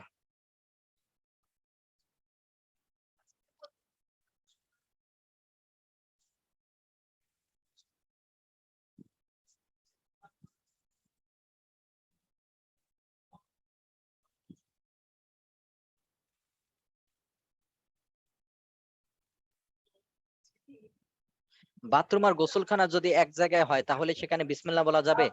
এটা বলা হয়েছে। আসসালামু যদি আলাইকুম মাথায় ওস্তাদ। ডানে, জি ওয়ালাইকুম আসসালাম ওয়া রাহমাতুল্লাহ, জি বলেন। তো তাহলে আমাদের যে নর্মাল যে ওয়াশরুম গুলো যেগুলো বাথরুম আর টয়লেট একসাথে থাকে, কোনো পার্টিশন থাকে না, তাহলে সেক্ষেত্রে কি আমরা সেখানে বিসমিল্লাহ বলে উযু করতে পারবো না? জি জি বুঝলাম না, একটু জোরে বলেন। মানে আমাদের নর্মাল যে ওয়াশরুম গুলো এখন যেগুলো হয়, যে টয়লেট এবং বাথরুমের গোসলখানা এবং টয়লেটের জায়গাটা একসাথেই থাকে, কোনো পার্টিশন তো সেখানে থাকে না। তো হাই কমান্ড তো সেটা আলাদা ইয়ে করা থাকে, বা নর্মালি আমাদের গুলোতে তো পার্টিশন থাকে না, সেক্ষেত্রে কি আমরা উযু করার আগে বিসমিল্লাহ বলতে পারবো না? এটা আগে তাহলে করে বলতে হবে, বাইরে থেকে পড়ে যেতে হবে। তাহলে সেক্ষেত্রে যদি আমরা ওয়াশরুম এবং টয়লেট করি, তাহলে সেক্ষেত্রে পার্টিশন দিয়ে করাটাই তো মনে হচ্ছে ভালো। পার্টিশন বলতে এখানে আমি বুঝাইছি, পার্টিশন দিলে তো আপনার দেওয়াল উঠালে সমস্যা হয়, ওখানে একটা পর্দা, অথবা পর্দা না হলে একটা দুইটা ইট দিয়ে কি করা, আলাদা করে নেওয়া, অথবা একটু উঁচু নিচু, একটু বেশি করে উঁচু নিচু করে দেওয়া। তাহলে বুঝতে আমাদের যে পারছেন? হ্যাঁ আমাদের এখন তো টয়লেট একটু উঁচু উঁচু উঁচু থাকে, তাহলে সেক্ষেত্রে কি হ্যাঁ, আমরা তাহলে সমস্যা নাই। জি, গোসলখানা আলাদা ধরা হবে, এটা টয়লেট আলাদা ধরা হবে, এখানে এখানে পড়া যাবে। আহ,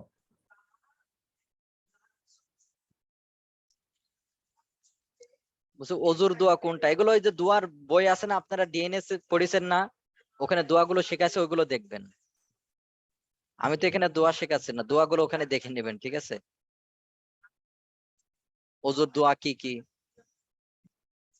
আর এমনি বিসমিল্লাহ বলে গোসল শুরু করে দেওয়া আর কি, এটাই। তবে তারপরে দেখে নিন ওই দোয়া টোয়া যদি ওই জায়গায় দেখবেন অজুর দোয়া আছে, ওটা দেখবেন।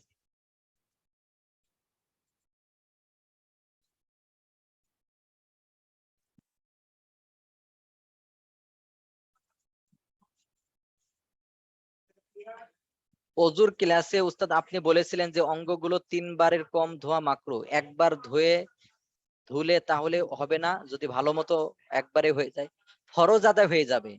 আপনি একবার ধুলে ফরজ আদায় হয়ে যাবে, কিন্তু 3 বার ধোয়া সুন্নাহ।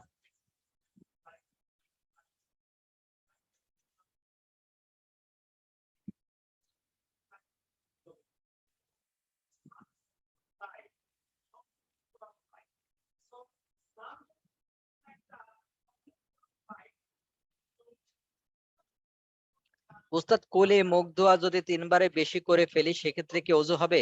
জি, অজু হবে।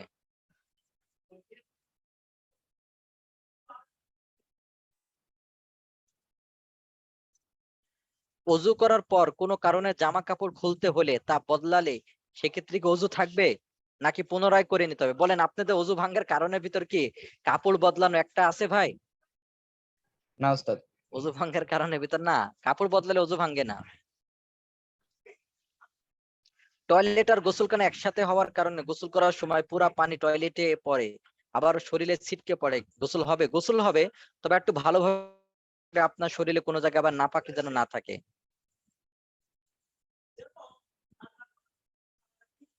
উস্তাদ, এটা কি হলো, উপরের মেসেজ পড়লেন, নিচের মেসেজ পড়লেন, আবার প্রশ্ন মাঝখানে ছিল ওটা পড়লেন। আসলে সব মেসেজ পড়া সম্ভব হয় না, আর দ্বিতীয় বিষয় অনেকে ইংলিশে দেন, আমি ইংলিশের গুলো পড়ি না, কারণ ওইটা আমি দেখতে দেখতে একটু ভাবা লাগবে, ঠিক আছে? শুধু অনেকে ইংলিশে দেন, ওইগুলো কিন্তু আমি পড়ি না। এই জন্য আপনাদেরকে আমি বলেছিলাম এর আগে 2-3 বার বলেছিলাম যে আপনারা এসএমএস ছোট আকারে করবেন, এবং ছোট ছোট প্রশ্ন করবেন, এবং ইংলিশে করবেন না, বাংলাতে করবেন, এই কথা বলেছিলাম।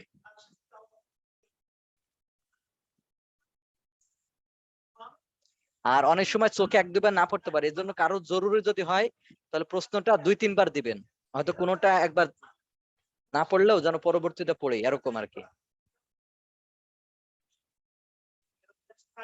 উস্তাদ,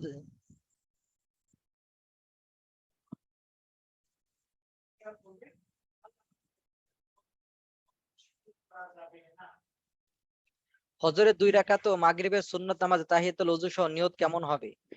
মাগরিবের সুন্নত নামাজে তো তাহিয়াতুল ওযু পড়বেন না, তাহিয়াতুল ওযু তো আগে পড়তে হয়, মাগরিবের সুন্নত তো নামাজের পরে। আর ফজরের 2 রাকাতে পড়বেন যে আমি ফজরের 2 রাকাত সুন্নত এবং তাহিয়াতুল ওযুর নামাজ পড়তেছি, আল্লাহু আকবার, এইভাবে নিয়ত করলে হবে।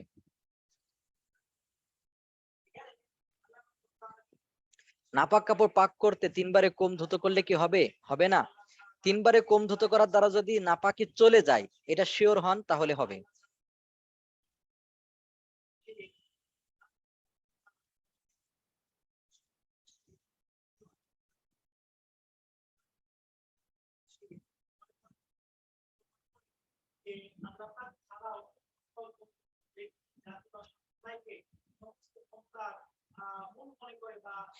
আপনারা দোয়া করবেন একজন হিজতুল মুসলিম। আমার হিজতুল মুসলিমের অনুবাদ বের হয়ে গেছে, বুঝতে পারছেন? আমি হিজতুল মুসলিম অনুবাদ করছি, বাকি এখনো ছাপাই নাই, বাকি পুরাটা করা হয়ে গেছে। দোয়া করবেন আল্লাহ তাআলা যেন সহজ করেন আর কি, পুরা হিজতুল মুসলিম অনুবাদটা যেন বের করতে পারি।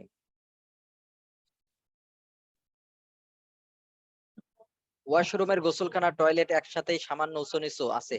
উঁচু বলতে কতটুকু উঁচু? স্বাভাবিক ভাবে একটু উঁচু রাখলে হবে। ধরেন অনেক জায়গায় 1/2 ফিট উঁচু রাখে, কোন জায়গায় হলো 4 ইঞ্চি 5 ইঞ্চি উঁচু রাখে, তাহলেও হবে।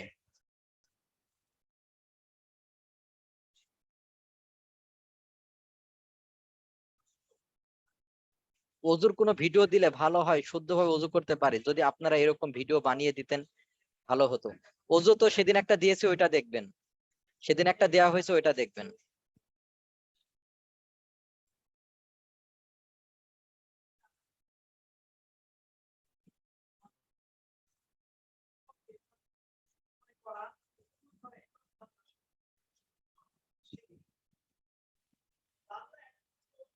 ওযু করার পর অন্য পুরুষ দেখলে কি ওযু ভেঙে যায় উস্তাদ? নতুন করে আবার ওযু করতে হবে? না না, ওযু ভঙ্গের কারণগুলো আপনি মুখস্থ করবেন বোন। ওযু ভাঙ্গার কারণগুলো একবার দেখবেন, কি কি কারণে ওযু ভাঙ্গে, এছাড়া অন্য কোনো কারণে ওযু ভাঙ্গে না।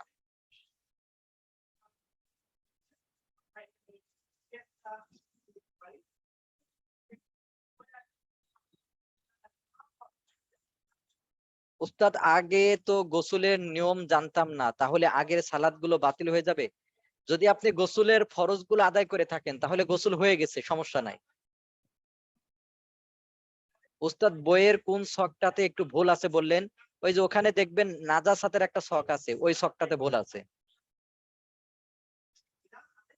উস্তাদ ঠান্ডা লাগার কারণে কি অজুর অঙ্গগুলো একবার করে ধুলে নিলে হবে?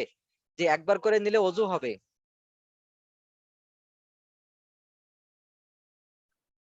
যে আমরা কাহুট শুরু করি, কাহুট আমরা অনেক প্রশ্নের উত্তর দিয়েছি, প্রায় শেষ পর্যায়ে আমরা এখন কাহুট শুরু করি।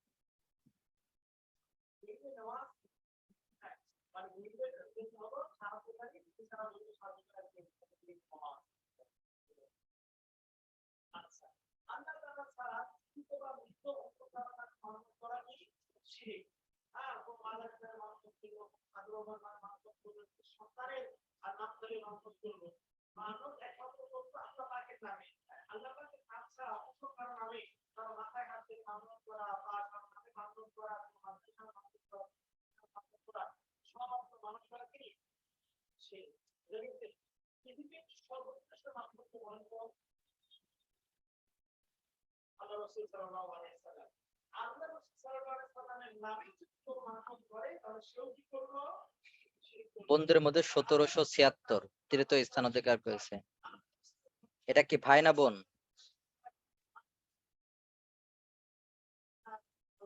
1334। এটা কি ভাই না বোন? দুইজন। দ্বিতীয় স্থান এবং তৃতীয় স্থান সেকেন্ড ভাই, ফার্স্ট ফার্স্ট ভাই, জি জাযাকুমুল্লাহ, যারা ফার্স্ট সেকেন্ড থার্ড হয়েছেন জাযাকুমুল্লাহ, সকলকেই আল্লাহ তাআলা কবুল করুন। আমরা যারা কাহুটে জয়েন করছি করি নাই, যারা শেষে হয়েছি, সকলকে আল্লাহ তাআলা কবুল করেন, সকলকে। আবার যে বোন উমরাতে যাচ্ছেন, আবারও বলতেছি বোন, বিশেষ করে আমাদের জন্য দোয়া করবেন।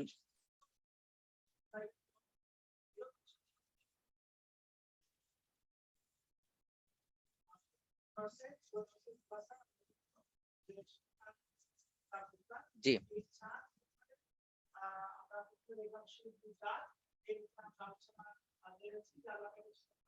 একজন প্রশ্ন করতেছিলেন,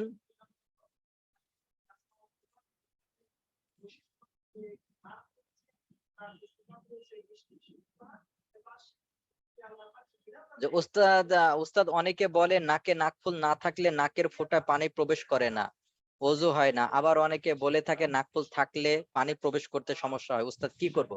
আপনি নাকফুল দেন বা না দেন, যদি আপনার ছিদ্র থাকে, নাকের ছিদ্র থাকে, তাহলে ওর ভিতরে যত সম্ভব কি করবেন? পানি পৌঁছানো। পানি পৌঁছাতে তো আর বেশি লাগবে না, হালকা একটু খেয়াল করে দিলে তো পানি পৌঁছে যাবে।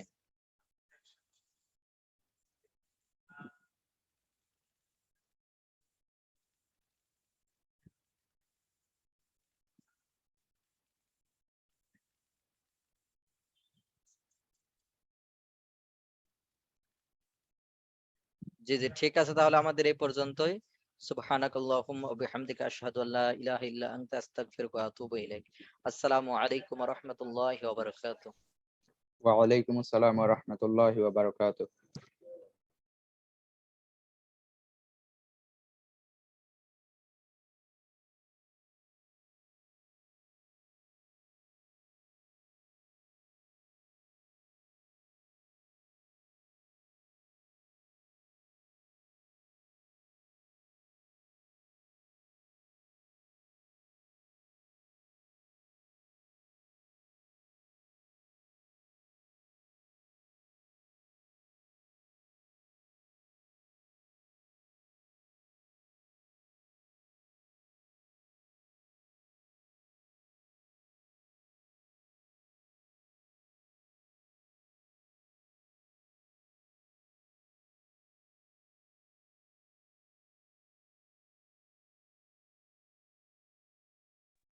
السلام عليكم ورحمة الله وبركاته.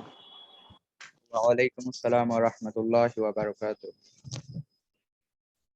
اللهم صل على محمد وعلى آل محمد كما صليت على إبراهيم وعلى آل إبراهيم إنك حميد مجيد. اللهم بارك على محمد وعلى آل محمد كما باركت على إبراهيم وعلى آل إبراهيم إنك حميد مجيد.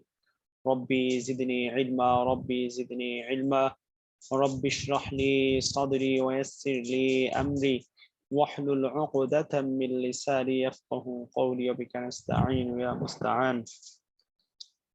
الله لا إله إلا هو الحي القيوم لا تأخذه سنة ولا نوم، له ما في السماوات وما في الأرض، من ذا الذي يشفع عنده إلا بإذنه، يعلم ما بين أيديهم وما خلفهم ولا يحيطون بشيء من علمه إلا بما شاء، وسع كرسيه السماوات والأرض ولا يؤوده حفظهما وهو العلي العظيم.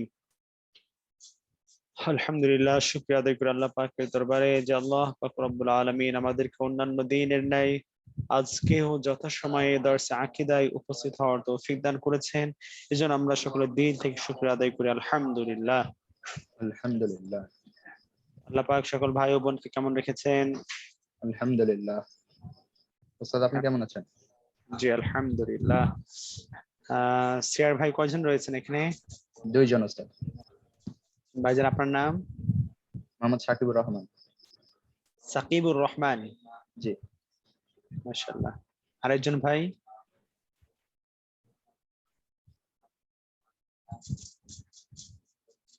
আরেকজন সিয়ার ভাই কে আছেন?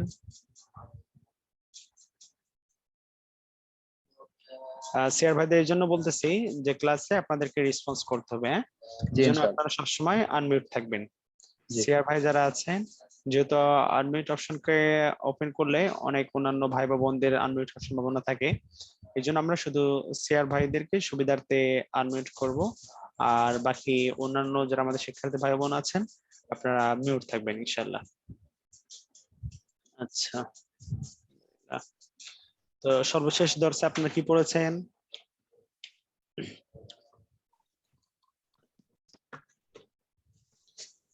মনে আছে শেষ দর্শে কি পড়া হয়েছে?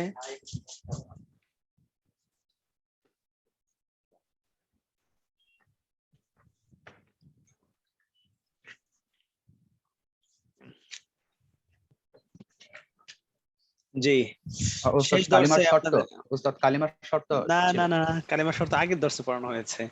8 নম্বর মডিউল আপনাদের পড়া হয়েছে শিরক, শিরকের সংজ্ঞা, শিরকের প্রকারভেদ। কখন? জি জি জি শিরক। হ্যাঁ? আচ্ছা, জি।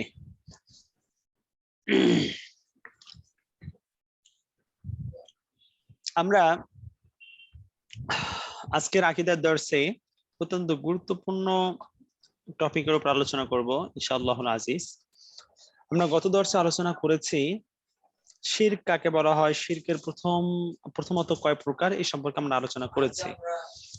আমরা গত দর্শে শিরকের প্রকার জেনেছি এবং শিরকের ভয়াবহতা সম্পর্কে অবগত হয়েছি। আচ্ছা বলেন তো শিরক প্রথমত কয় প্রকার? 2 প্রকার, একটা হচ্ছে শিরকে আকবর, একটা হচ্ছে শিরকে আসগর। ছোট শিরক, বড় শিরক। মাশাআল্লাহ, জাযাকাল্লাহু আহসানুল জাযা। এই তো ওয়াই। তো এই যে 2 প্রকার আছে, শিরক আসগার এবং শিরক আকবর। শিরক আকবর এবং আসগারের মধ্যে পার্থক্য কি বলেন তো ভাই? শিরকে আকবর যেটা করলে ঈমান সাথে সাথে নষ্ট হয়ে যায়, আর আসগর যেটা কম শিরক, সেটা হচ্ছে ঈমান নষ্ট হয়ে যায় না কিন্তু কবিরা গুনাহ হয়। মাশাআল্লাহ, জাযাকাল্লাহ।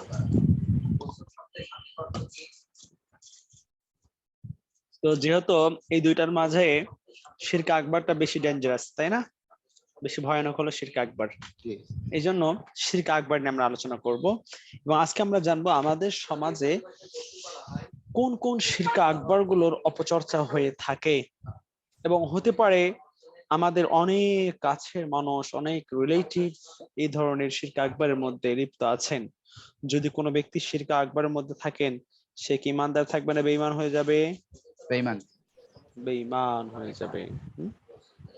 আচ্ছা, জি। তো এই জন্য আমরা আজকে এই শিরক আকবর সম্পর্কে অবগত হব এবং আমাদের সমাজে যারা শিরক আকবরের মধ্যে অবগত আছে, মানে লিপ্ত আছে বলে আমরা জানতে পারবো, তাদেরকে আমরা দাওয়াত দিয়ে হিকমতের সাথে এই শিরক থেকে আমরা ফিরে আনার চেষ্টা করব এবং তিনি যেন তওবা ইস্তেগফার করে নিজের ঈমানকে নবায়ন করে নেন এবং পরিপূর্ণ ইসলামের উপরে চলে আসলে তাদেরকে আমরা সেভাবে দাওয়াত করব, আহ্বান করব এবং হিকমতে আমরা অবশ্যই করব ইনশাআল্লাহ। আচ্ছা, শিরকের আজকে প্রকারসমূহ আমরা জানবো। প্রথমে শিরক 2 প্রকার, শিরক আকবর আর শিরক আসগর। এখন এই 2 প্রকারের মধ্যে শিরক আকবর যে আছে, শিরক আকবর আবার 4 প্রকার। শিরক আকবর কয় প্রকার? 4 প্রকার। 4 প্রকার। যে আরেকজন শেয়ার ভাই আছেন, শেয়ার ভাইরা আপনারা দুইজন আনমিউট হবেন। দুইজন যে শেয়ার ভাই আছেন, দুইজন আপনারা আনমিউট হবেন। শিরক আকবর হলো প্রথমত 2 প্রকার, শিরক আকবর, শিরক আসগর। শিরক আকবর আবার 4 প্রকার। 1 নাম্বার হলো শিরক বিজাত। 1 নাম্বার কি?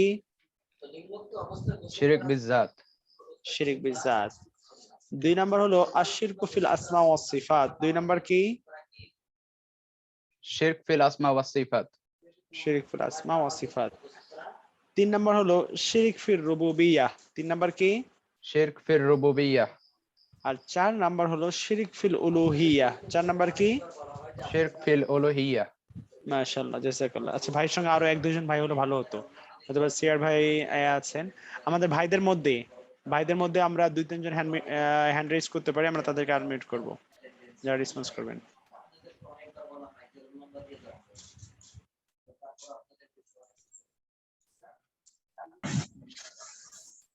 আচ্ছা, জি। আচ্ছা, ঠিক আছে। আমাদের যদি কোনো নয়েজ থাকে তাহলে আমরা মিউট থাকবো যদি নয়েজ থাকে। সাইড সাউন্ড থাকলে আমরা স্টপ থাকবো। আচ্ছা, জি।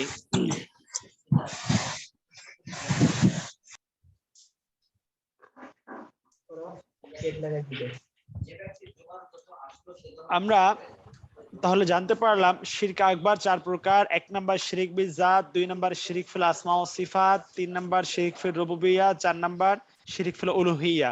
প্রত্যেকে আমরা 30 সেকেন্ডের মধ্যে মুখস্থ করে নিই এই 4টা টার্মকে, যেহেতু আমরা মানে আমাদের এখন ইন্ট্রোডিউস কি, we are students of Islamic online মাদ্রাসা।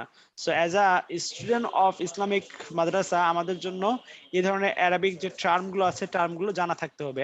তাহলে নেক্সট টাইমে যে কোনো বই পুস্তক পড়া বা যে কোনো স্কলারের লেকচার শোনার ক্ষেত্রে বা যে কাউকে বোঝাতে গিয়ে আমাদের জন্য অনেক আসান হবে।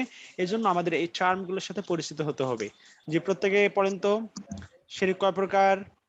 শিরক 4 প্রকার। শিরক আকবার 4 প্রকার। 1 নাম্বার শিরক বিজাত, 1 নাম্বার, শিরক বিজাত, 2 নাম্বার, শিরক ফিল আসমা ওয়াস সিফাত, 2 নাম্বার কি, শিরক ফিল আসমা ওয়াস সিফাত, 3 নাম্বার, শিরক ফিল রুবুবিয়্যা, 3 নাম্বার শিরক ফিল রুবুবিয়্যা, শিরক 4 নাম্বার শিরক ফিল উলুহিয়্যা, উলুহিয়্যা, 4 নাম্বার শিরক ফিল উলুহিয়্যা, 4 নাম্বার কি, শিরক ফিল উলুহিয়্যা। মাশাআল্লাহ, জাযাকাল্লাহ। আচ্ছা ঠিক আছে জি। তাহলে আমরা জানতে পারলাম শিরক আকবার 4 প্রকার। এখন এই যে 4টি নাম মুখস্থ করলাম, অনেকে বলতেছেন উস্তাজ জীবনে এই নাম শুনি নাই, কি নাম আপনি শোনালেন? হ্যাঁ আচ্ছা, কোনো টেনশনের কারণ নেই। প্রত্যেকটি প্রকারের সংজ্ঞা, ডেফিনিশন এবং অ্যানালাইসিস আমাদের সামনে বিস্তারিত আসছে ইনশাআল্লাহ। এখন আমরা স্টেপ বাই স্টেপ সামনে যেতে পারবো। আচ্ছা, প্রথম যে শিরক আকবরের প্রকার, প্রথম প্রকারটার নাম কি? শিরক বিজাত। হ্যাঁ, শিরক বিজাত। শিরক বিজাত বলতে কি বোঝায়? শিরক শব্দের অর্থ শরীক স্থাপন করা, শরীক করা। আর বিজাত মানে হলো জাত বা সত্তার সাথে। তো শিরক বিজাত বলতে বোঝায় আল্লাহ পাকের জাত এবং সত্তার সাথে কাউকে শরীক করা, কাউকে সমকক্ষ স্থির করা, অথবা আল্লাহ পাকের জাত এবং সত্তার কাউকে অংশ মনে করা, আল্লাহ পাকের জাতের পার্ট মনে করা, এটাকে বলা হয় শিরক বিজাত।